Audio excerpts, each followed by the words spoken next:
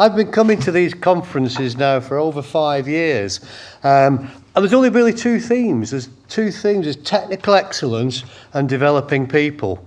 And I think, this is what we're doing all the time. And I think it's great that we get together. And that's why the partnership between, Network Rail and the PWI has gone on from strength to strength. And a lot of people have made significant progress in what we're trying to provide to you. And we've expanded our services. But the professional registration is the key link that, to me, pulls it all together. So, just be right on this bottom one here. We're licensed to operate, sign off and fix and design. So, it's about experience, and it's a mixture of the academic side, pulling it together with the competence and commitment. So just going back to what I was saying, why I'm here, why I've been coming for all these years. Are you professionally qualified?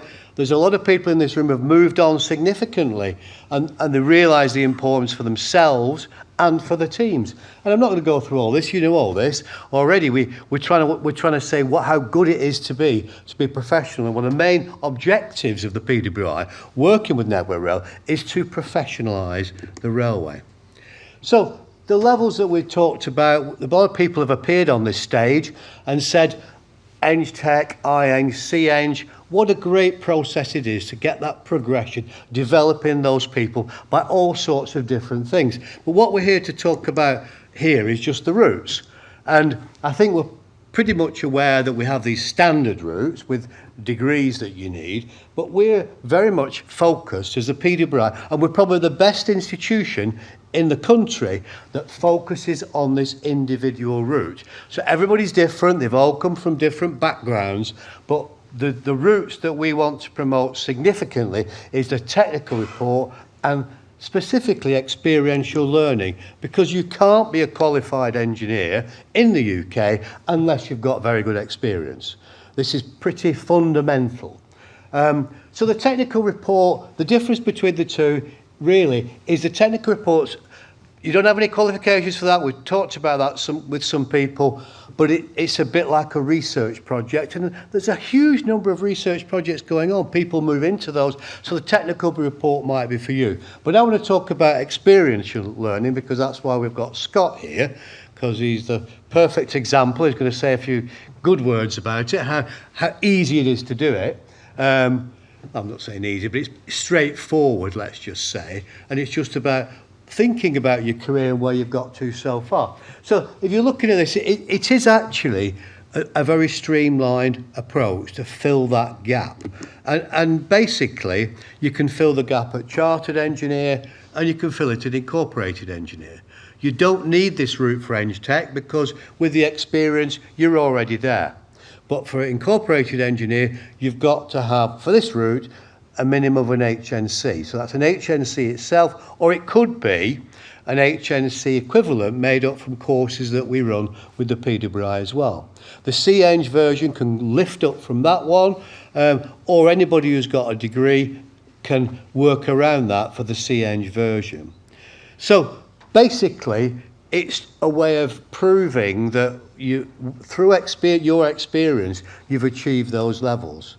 So without further ado, that's my little introduction. I'm going to ask Scott to say a few words about himself. Cheers. Yeah, so thank you for that. What Brian failed to mention there was when he asked me to do this talk, I said, yeah, sounds like a good idea. You failed to mention there would be such an audience on a stage. So I feel like I've been hard a little bit, but I promise I will get you back at some point for that. No problem. So when it comes to the experiential learning route, so my career started in 2009 on the railway, and let's just say it took a colourful and eventful route all along the way. I'd like to say I took the long way round, but that implies that I was managing to duck and roll some of the blows, and it really doesn't feel like I did manage to duck anything. So it's more like the long way through. So when I started in 2009, I joined McGinley's. I was probably just working in the gang as trackman, took a couple of years, got my track competencies, lookout course, the normal stuff. And all of a sudden, after about 3-4 years, I was expecting my first daughter. I thought, God, right, okay, I need more. And I remember vividly that I was standing in Barmouth when the steel sleeper renewal was going on up there, and I was standing there, shovel in my hand, middle of the winter, freezing, and the sea just crashed over the wall, all in my face, hard hat on the side, shovel in my hand, and I was like, I must have been a bad man in a previous life to deserve this. Like, there has to be more. So I took a little self-assessment. I wanted more and quickly realised I was qualified for nothing. So I was stuck. So I done a couple of asking about, asked a few people, seen a couple of texts on site and said, well, what you do, I think I could do that. How did you do it? He said, oh, HNC Civils, just go and get that. This is the only thing. It wasn't much of a HNC and railway engineer at the time. Go get it, you're on your way. So I thought, right. Tried going and getting HNC Civils, wasn't qualified to get straight onto one of those. So I said, all right, what have I got to do now? Went to college. I done AS level in surveying and construction to build up the points. Got onto the HNC. Took a matter of 3 years. Done a various number of roles through there to accommodate the time that it took to do the time off. So I went to resourcing for high output for McGinley's and Amy Colas. From there, an opportunity to come up for a drainage engineer job with Amy Colas down in Newport, and then a trainee S&C engineer's job at Balfour Beatty. So moving, trying to progress. Got the HNC. Landed a job at Babcock as a fully qualified engineer. Made my way up to senior engineer role. Next thing you know, expecting my second daughter. It's a common theme here. You'll catch on. So, right, I need more. Once again, qualified for no more. So I was like, right, so what do I do here? I'm stuck.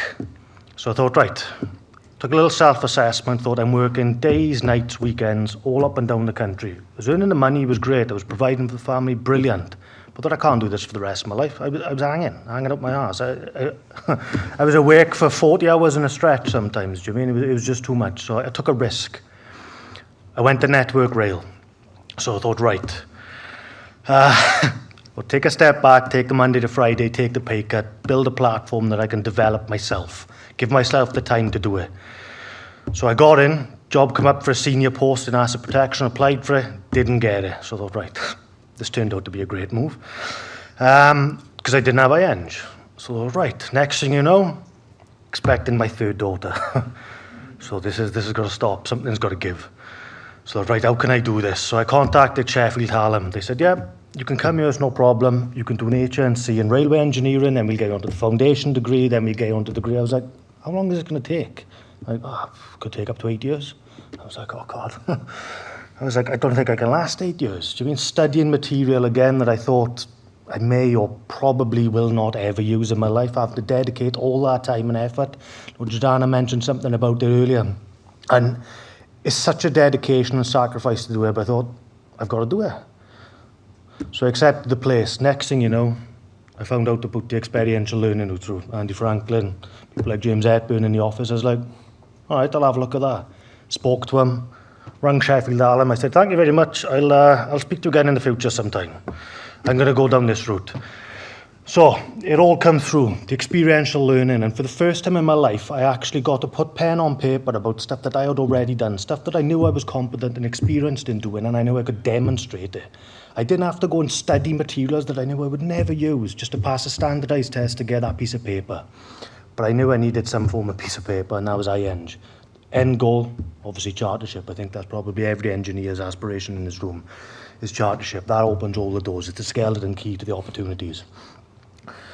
So I looked at the experiential learning, and what I first noticed was, I thought, all right, this might be a little bit harder than I thought, because I thought writing about stuff that I've already done, surely that should just come to you, just sit there and think about things, jobs that I've done.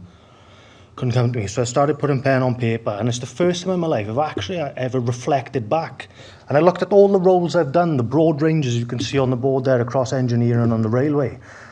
And I took it completely for granted. I didn't give it a second thought the whole time, because you just turn up to work, you do your job, you go home. You turn up, do your job, go. You don't think about what you've done. You learn what you need to learn, you turn up and you do that the next day. So the first time ever I sat down, plotted it all out, and all of a sudden I thought, I've got a plan. So I thought within 9 months I can get what incorporated engineer, equivalent to the level 6 degree, through the uni, and that's going to open up the next door. So I broke it down even further, broke it down into the questions, broke it down into the subcategories, broke it down even further again. And as all this took, and this is the God's honest truth to do this, I dedicated 30 minutes a week until it got done. That was it. So I decided every single Friday I was going to put 30 minutes in my calendar for when I finish work, and I'm going to do something. Now, it wasn't literal 30 minutes, because I'll be honest, some of those Fridays, they were 5 minutes. I'd literally just fill my name and address in on the application form and think, well, that's enough for today, I'm tired. Then the next Friday, it might be 3 hours or 4 hours. Do you mean? Never stop yourself when you're on a roll. Do you mean? Because you don't know when it's going to come back to you again. And it just started piecing together bit by bit by bit. You do the academic assessment, you do the review. That happened, I think it was March, I think I put in there. Yeah, March last year. And then I found out last May that I passed. I thought, fantastic. Now I got the step. Went for the senior gauging engineer's role in Network Rail. Got it. Thought, great. Sat there, I thought, I feel good about myself now, this is great. I thought, in 2 years' time, I'm going to be stuck again. I don't plan on having any more kids. It's not that. But the idea is just to keep moving forward, keep progressing in any way you can. I'm one of those people that can get bored. You 3 to 5 years maybe in a job and I want to move on. I'm yet to find a job that ticks all the boxes for me, and I think, I can do this for the rest of my life. And my days of giving up hopes of playing for Liverpool are well and truly gone. So it's engineering or nothing. So that happened, so I thought, right, I got straight on a case to the PWI again, Christmas time. Spoke to Charlotte Boyce, who was brilliant, by the way. If any of you have had any interaction with her along the way, she's been fantastic, patient, very, extremely helpful all the way. Put me down the route of applying for the academic assessment to go for chartership. Now this time, I ain't waiting for something to give me that kick. I'm not waiting for life to keep getting in the way, to keep tripping me up, to say, yeah, you need more, you need more. I'm stopped being reactive, and now I'm starting to be proactive. And if I can get a chartership, fingers crossed, right, you know, you kind of owe me something now, would you mean? No, you threw me under the bus, yeah. But, yeah, so bear that in mind. But if I can get that, that's the next step, and the rest of the door's opening. So that's that. Reasons for. Now, one thing I did notice, and I've worked with a lot of people over the years, capable, intelligent people, that weren't qualified either. Much more intelligent than what I am, far more. And as you can see on there, the bottom one is probably the most important to highlight on, is a national skills shortage. Now, that is true. There isn't enough people in the country who've got the paper to back up what they actually do. But it's not a capability shortage. There is so many capable engineers out there who are just stuck in life. Do you mean? You've got your responsibilities, you've got your financial commitments, you've got family, your holidays, etc., etc. But it's getting that drive to go back. And I know not many people want to go to university. And a lot of people out there have a lot of experience. And it doesn't take much to put that on paper. Get that IEng, chartership, open up those doors, and just walk through them and keep going forward. So, as I said, this was the first time in my life that it gave me the ability to reflect on my career, which turned out to be very colourful. There was lots of other stories I could tell you along the way, a lot of other motivations, but probably for a different audience on a different day. Probably one for Wetherspoons or something if we go for a drink. But nonetheless, the opportunity to reflect really grounded me.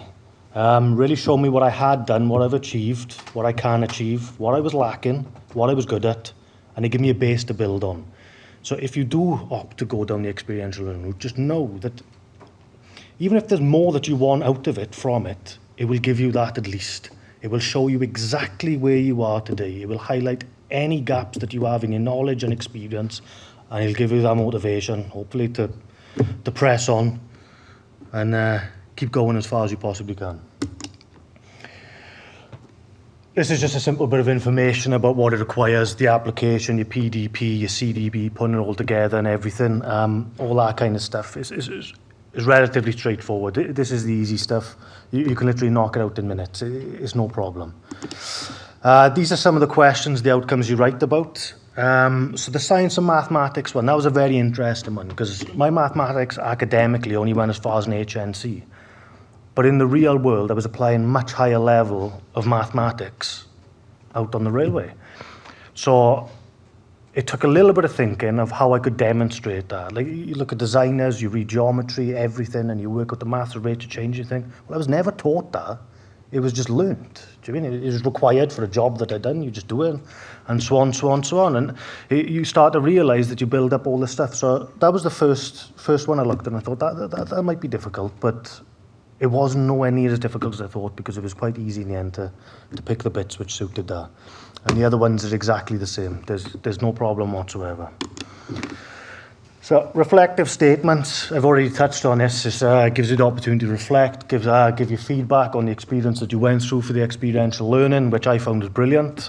This is why I'm going to pursue chartership down the same route. I wouldn't even entertain another route at the moment. And it gives you the point to assess what you would do differently in the future, or what the course, not so much the course, the route, what that could possibly look like in the future. If you provide that feedback, if you think anything might help and benefit. And the summary is, if you can change your perspective and stop thinking about the certificates and achievements and qualifications as just pieces of paper you hang on the wall to look nice, which they do, it does feel nice, but they're keys. I hit many, many roadblocks, many walls along the way that I had no key to open a door. Every single qualification I've gained along the way opened the next door and opened the next door. And, well, I hope that continues. Thank you.